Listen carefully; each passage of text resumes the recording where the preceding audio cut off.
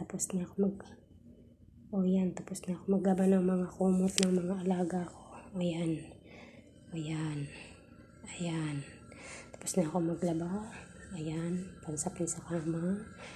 Siyempre, ayan pa mga punda ni tatay at ni nanay. Ayan na, ang aking nilabahan today.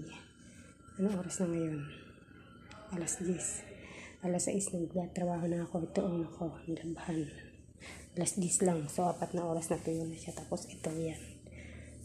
Ito, paplantyahin ko na to. Tuyo na eh. Paplantyahin ko na yan. Ngayon ko yan, kanina ko yung nilabahan. Tapos, ito, siyempre, akin to. Nilabang ko mga damit ko. Pero ito ay sa sopa, sa loob. Ayan, nilabahan ko na rin siya. Tapos mga punda ng sopa.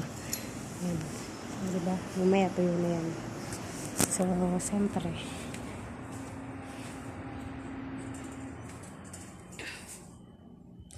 Ayan. Diyan ko yan mamaya. Itong mga medyas, binarasan ko yan. Diba?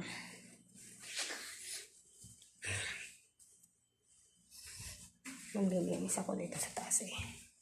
Ang daming wow. Guys, alam niyo ba? Wala rin ito. Magbilang kayo ng 47 step. Yan ang aking pababa.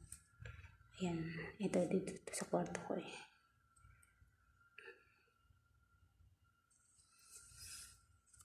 Ayun ay yung sa sopahan. Laban ko yung pong.